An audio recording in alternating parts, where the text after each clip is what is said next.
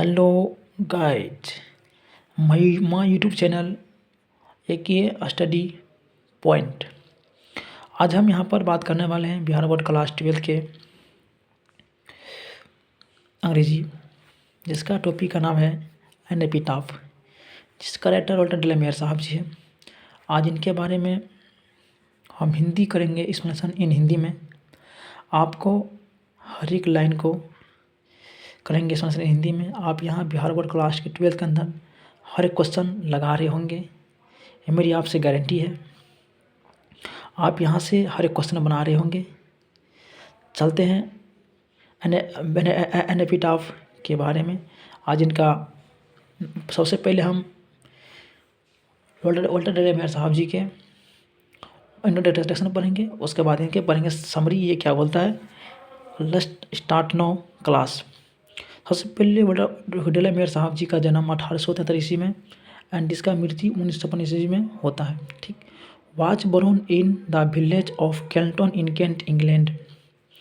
He lost his father at the age of 4 and had to move with his family to London। Walter de la Mare साहब जी का जन्म 1883 ईस्वी में and इसका मृत्यु 1956 ईस्वी में होता है। और यह इनका जन्म विलेज के कैल्टन इन केंट, इंग्लैंड में जन्म होता है। और इनके ये बोल रहा है line, he lost his father at the age of 4 and had to move with his family to London। जब वॉल्टर डेलामेयर साहब जी 4 वर्ष के आयु में थे, उन्होंने अपने परिवार के साथ जाकर लंदन जाके बस गए। ठीक। बात करेंगे, he is now for is sensitive concerned and with the world of children and the world of the supernatural his. और उन्होंने एक अपने सुपर नेचुरल के बारे में बताते हैं। इसका जो लिखा गया बुक है हिज में, song of children and peacock pie. आपको जो कि आप जब जैसे ही आप ऑब्जेक्टिव बना रहे होंगे, आपको पूछेंगे कि वॉल्टर डेलामेयर साहब जी का जन्म कहाँ है, तो आप वहाँ क्वेश्चन आंसर दिया रहेगा कैल्टन इन केंट, इंग्लैंड में। और जब इनके पिताजी के जब इनके 4 वर्ष के आयु थे, तो वॉल्टर डेलामेयर साहब जी अपने परिवार के साथ जाकर लंदन जाके बस गए। ठीक। और अपना स्किल आदि ये करना है कि इन्होंने बुक लिखे हैं कभी, जो song of myself and peacock pie. ठीक है। हम चलते हैं, यहाँ पर क्या बोल रहा है कि the poet make S aware of the in human condition of a modern life. जो अपना कवि वॉल्टर डेलामेयर साहब जी है, अपनी एक पुराने मॉडर्न के बारे में और बताते हैं। ठीक है। अपना सेकंड पॉइंट ये याद रखना, थर्ड पॉइंट अपना याद रखना है कि Queen Elizabeth second honoured him with the order of merit in 1953 में। जब उन्होंने वॉल्टर डेलामेयर साहब जी को क्वीन एलिजाबेथ सेकेंड ने ऑर्डर ऑफ मेरिट का पुरस्कार दिया था 1953 ईस्वी में। आप यहाँ पर ध्यान देंगे कि सबसे पहले आप जो वॉल्टर डेलामेयर साहब जी का बस इतने याद कर जाना, आपको 5 चीज़ याद कर जाना है। इसका जन्म ये इतना ईस्वी में होता है 1870 ईस्वी में, इसका मृत्यु इतना ईस्वी में होता है 1956 ईस्वी में। इसका जन्म विलेज के गाँव में होता है, कैल्टन इन केंट में होता है, इंग्लैंड में होता है। ठीक। सेकेंड पॉइंट याद करना है कि ही ज lost family father at the age of the 4 and head the to move with the his to family. जब ये 4 वर्ष के आयु में थे, तो उन्होंने अपने जाके लंदन जाके बस गए। ठीक। पॉइंट नंबर थर्ड, इन्होंने क्या लिखा है बुक ही song of children and peacock pie. ठीक।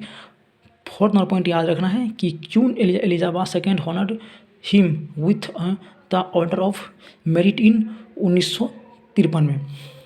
आप यहाँ से जब क्वेश्चन आते हैं बिहार बोर्ड क्लास 12 के अंदर, तो जो कवि अपना है, इनसे क्वेश्चन जो आएंगे आप यहाँ से बना जाएंगे इजीली। ठीक है। अब चलते हैं पैराग्राफ के अंदर, और यहाँ हम आपको लाइन बयान करते हैं एक्सप्लेनेशन इन हिंदी में। फर्स्ट पैराग्राफ ये बोल रहा है कि he here line a beautiful must beautiful lady he light step and hut was she. यहाँ बोला कि पैराग्राफ ये बोल रहा है कि here line a most beautiful lady light of stop and hut watch she. कवि ये बोल रहे हैं कि यहाँ एक सबसे सुंदर महिला पड़ी हुई है और हमेशा इधर उधर एक जगह से दूसरी जगह भटकती रहती है। ठीक, सेकेंड पैराग्राफ ये बोल रहा है कि I think she was the most beautiful lady that ever was in the west country. कवि का यह बोलना है कि हमारा कवि का मानना यह है कि पश्चिमी देश की सबसे सुंदर महिला थी। ठीक, चलते हैं और पैराग्राफ नंबर 3 में। But beauty fairness and beauty passes however rare in the rare it be and when I crumble who will be remember this. इसका मतलब यहाँ रिमेंबर मतलब क्या देखिए कि लेकिन सुंदरता यदि नष्ट हो जाती है, यदि ढल जाती है, शायद हालांकि ऐसा दुर्भाग्य से ही है, अर्थात ऐसी महिला हमें दुर्भाग्य से मिलती है। ठीक, लास्ट पैराग्राफ ये बोल रहा है कि this lady of the west country, जोल्डर डेला मेयर साहब जी है। लास्ट पैराग्राफ में ये बताया जा रहा है कि जी की बोला कि this lady of the west country, जब मैं नष्ट हो जाऊंगा तो पश्चिमी प्रदेश की इस महिला को कौन याद करेगी। Remember this. आपको समरी में आपको बता दूं कि एन एपिटाफ जोल्डर डेला मेयर साहब जी का जन्म 1873 ईस्वी में, इसका मृत्यु 1956 ईस्वी में, और ये विलेज में गाँव का नाम है Kelton in Kent in England में है। ठीक, और इन्होंने 4 वर्ष के आयु में अपने परिवार के साथ जाके लंदन में जाके बस गए। ठीक, और इसका बुक का नाम है song of children and peacock pie. ठीक, और समरी है। आप यहाँ आपको जब भी क्वेश्चन आएंगे बिहार बोर्ड क्लास 12 के अंदर तो यहीं से क्वेश्चन आएगा, यह मेरी गारंटी है। आप लोग हर क्वेश्चन बना के आओगे, यह मेरी गारंटी ने आपसे यह वादा है। और उनको क्यों एलिजाबेथ सेकेंड है, उनको पुरस्कार ऑर्डर ऑफ मेरिट दिया था डैश 1953 ईस्वी में। ठीक, आपको यह ध्यान में रखना है। और ये पैराग्राफ की ये लाइन ये बताते हैं कि कवि बताते हैं कि यहाँ सबसे सुंदर महिला खड़ी पड़ी है, वो हमेशा इधर उधर घूमती रहती है।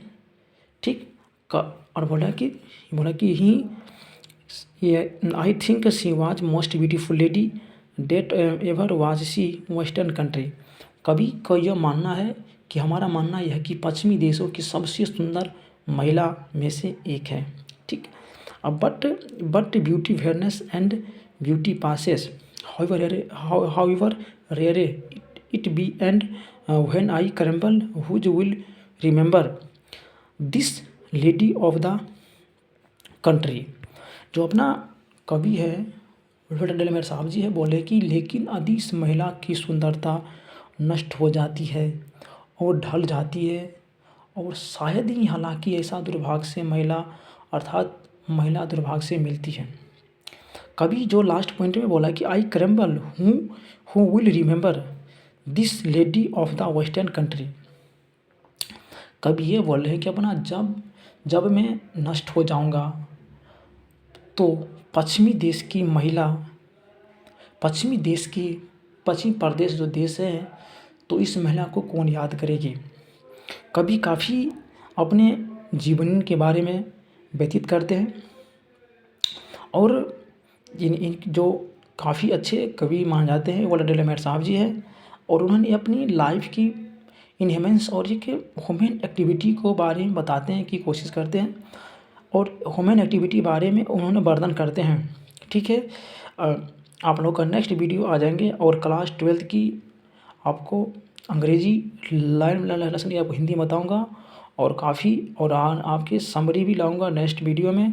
और आप लोग बने रहें, आप लोग हर एक क्वेश्चन बना के आएंगे और आपका मैं हर एक क्लास 12 कर लूँगा।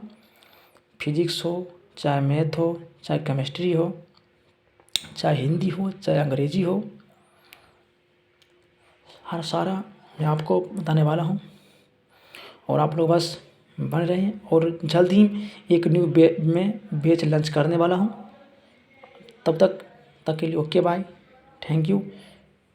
काफ़ी बेहतरीन वीडियो बनाए हैं, आप लोग वीडियो देखें और फिर अगले वीडियो आप आने की प्रयास करें। Thank you, all the best.